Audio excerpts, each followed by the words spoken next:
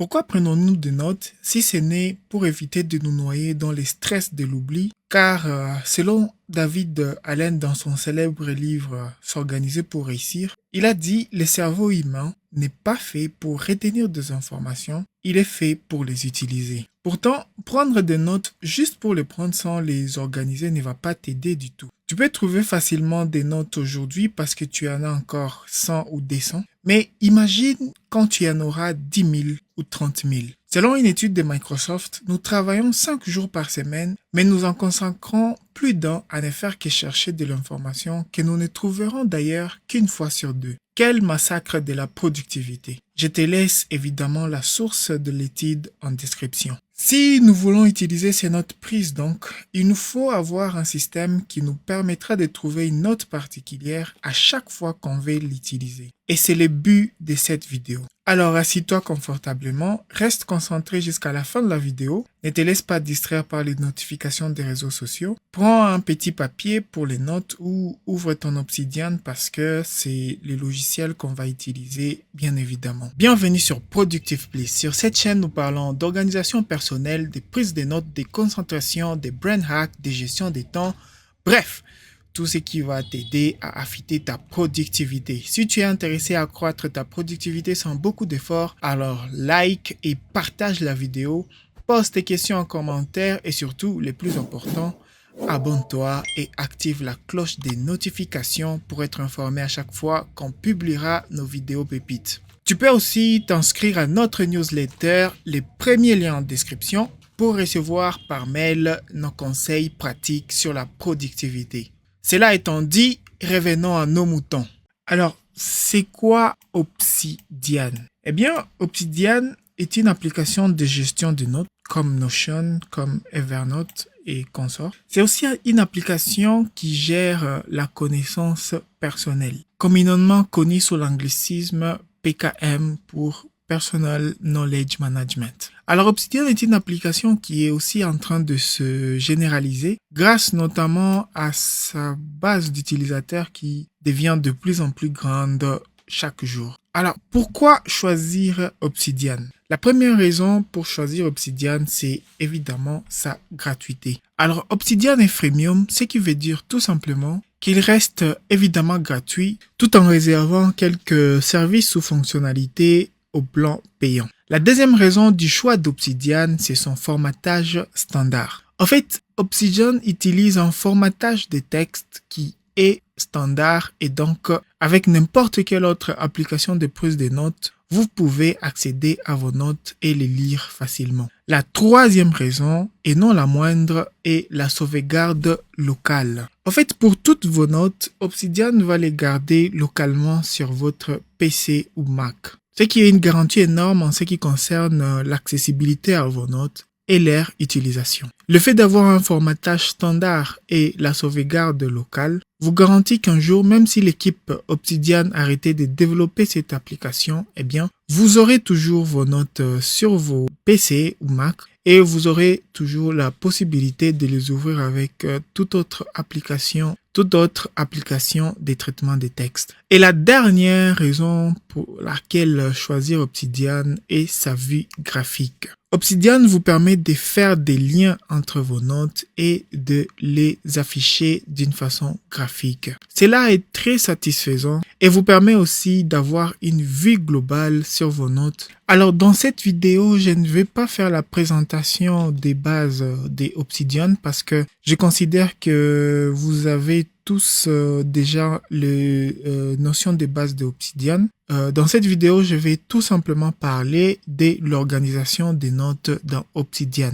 Donc, si vous ne savez pas encore comment télécharger, comment créer des volts, comment créer vos premières notes, alors je vous mettrai en description un lien qui va vous mener vers une vidéo qui va vous présenter tout ça. Par contre, je vais juste faire une présentation rapide de son interface graphique. Alors, comme vous pouvez le voir, l'interface graphique de Obsidian est très simple. Alors, on va commencer avec les rubans d'action qui est cette partie-là, encerclée en bleu. Après les rubans d'action, nous avons la zone de vue de notes. Alors, la zone de vue de notes, c'est cette partie juste ici dans laquelle on nous énumère toutes nos notes et tous nos dossiers. Après la zone de vue des notes, nous avons la zone d'édition des notes. Alors, la zone d'édition des notes, c'est la zone dans laquelle nous tapons du texte pour remplir nos notes. C'est l'espace de travail, proprement dit. Après cela, nous avons la barre d'état, qui est la barre dans les coins inférieurs droits. C'est une barre qui nous donne l'état de nos notes, c'est-à-dire le nombre de caractères dans nos notes, le nombre des liens, des rétroliens et tout ça. Et en dernier, nous avons la zone d'état. La zone d'état, c'est la partie tout à droite de l'interface utilisateur. Avant de continuer, j'aimerais remercier tous ceux qui se sont abonnés jusque-là. Merci du fond du cœur pour votre soutien. Et d'ailleurs, cela confirme votre détermination à progresser dans votre productivité. Bien sûr, vous pouvez continuer de compter sur moi pour vous apporter des conseils pertinents à chaque fois.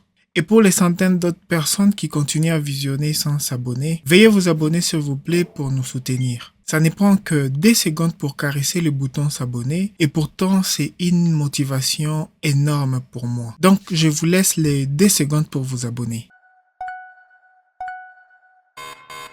Bien, cela étant fait, revenons à nos moutons. Alors, comment créer une note dans Obsidian? Rien de plus facile. Pour créer une note, vous avez soit la possibilité de venir au-dessus de la zone de vue de notes, la première icône, et cliquer sur l'icône nouvelle note. Vous pouvez aussi faire CTRL-N si vous êtes sur Windows ou Command-N sur Mac. Alors, on va créer une nouvelle note et la note s'affiche. On va donc la nommer tutoriel organisation. Et je vais remplir ma note avec une phrase. Cette vidéo parle de l'organisation des notes dans Obsidian. Alors, comme je vous ai dit, Obsidian garde les notes localement sur votre PC ou Mac. Donc, je vais aller dans le dossier Volt.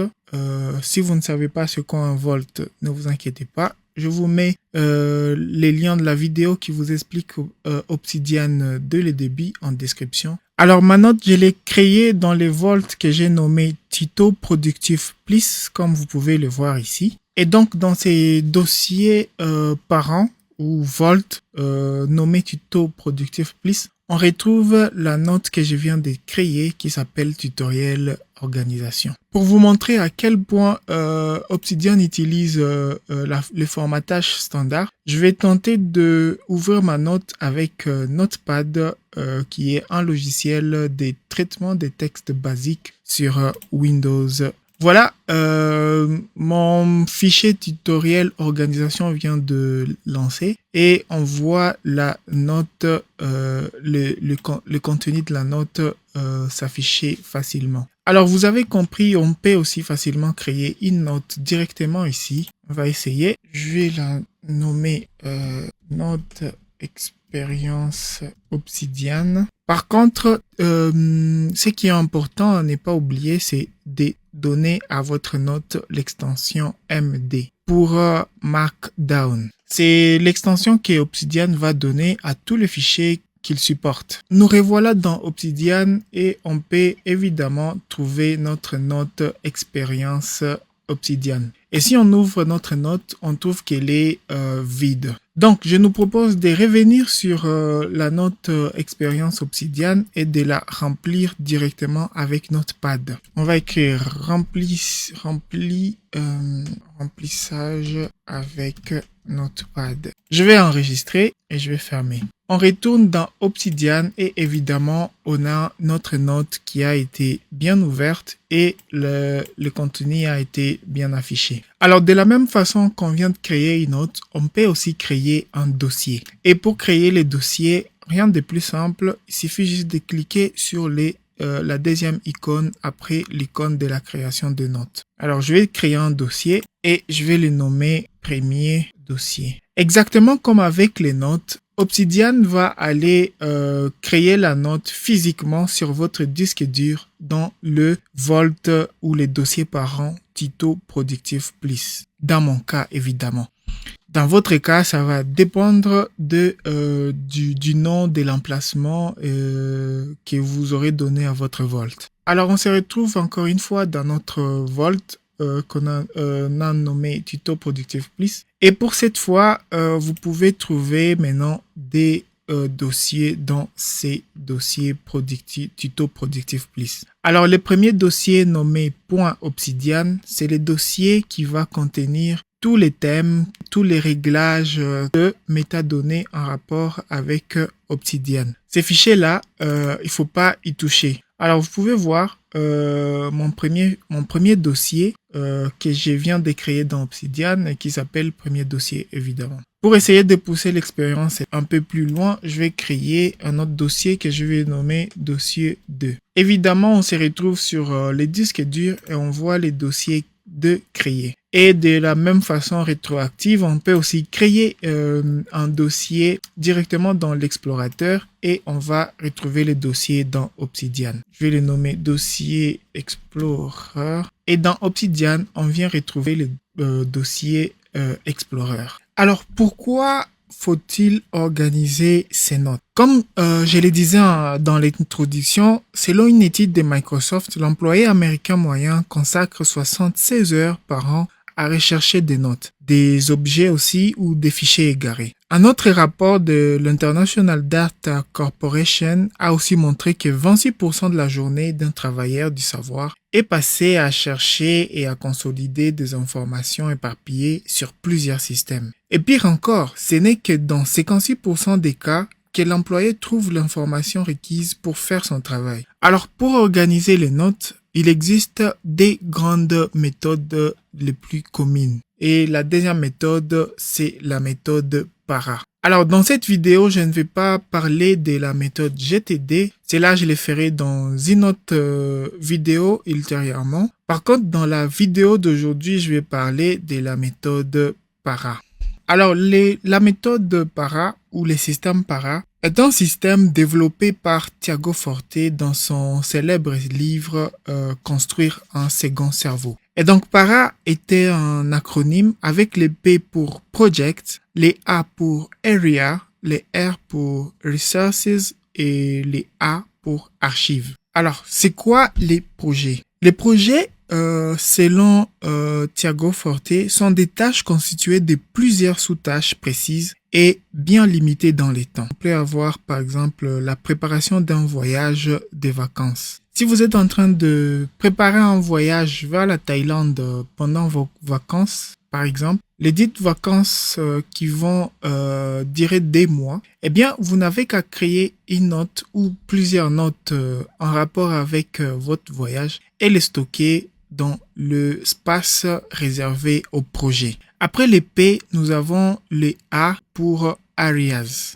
Les areas ou domaines en français sont des sujets de la vie de tous les jours non limités dans les temps. Par exemple, on peut donner notre profession, on peut donner le fitness, on peut donner la santé en général. En ce qui concerne notre profession, c'est une activité qu'on fait tous les jours et qu'on fera tous les jours de notre vie, à moins que, bien sûr, vous changez de profession. Pour les informaticiens, par exemple, que je suis, c'est tous les jours qu'on va faire des formations ou qu'on va acquérir de nouvelles connaissances en rapport avec l'informatique. Donc, il est mieux de créer toutes ces notes en rapport avec l'informatique dans les espaces réservés aux areas ou aux domaines. Après le A pour areas, nous avons les R pour ressources. Et donc, les ressources sont constituées de toutes les notes, tâches, idées, informations, n'étant pas en relation avec nos projets ou nos domaines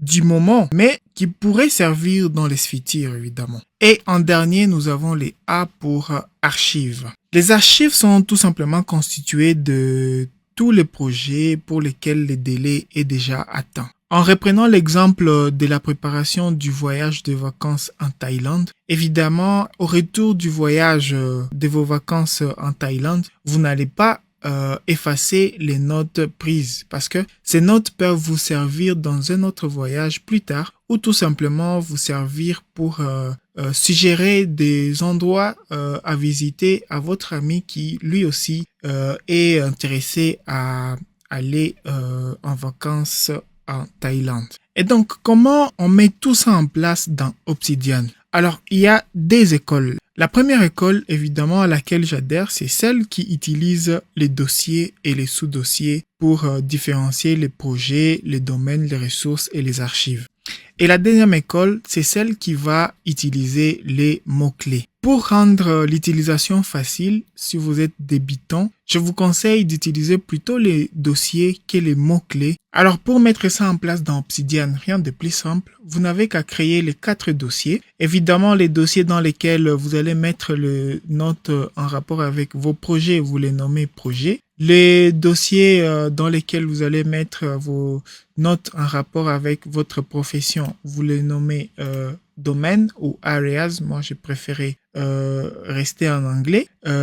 Pour les ressources, même chose. Alors, pourquoi mettre les numérotations au début de nom? Eh bien, c'est tout simplement pour garder l'ordre comme dans les noms du système. Comme ça me permet de me retrouver comme ça facilement. Comme vous pouvez voir, je ne me suis pas limité aux 4 dossiers. Alors, j'ai créé un autre dossier, par exemple, que j'ai appelé Jardin, dans lequel je mets toutes les notes que je n'arrive pas à caser dans les 4 dossiers principaux. Alors, après le dossier supplémentaire nommé Jardin, il existe aussi les dossiers fichiers que je vous conseille aussi de mettre en place parce que ces dossiers vont vous permettre de stocker tous les fichiers, autres documents en rapport avec vos notes. Alors, quand vous utilisez Obsidian, il est courant de joindre des images, par exemple, ou de fichiers PDF dans vos notes. Tous ces fichiers seront évidemment stockés dans ces dossiers à part.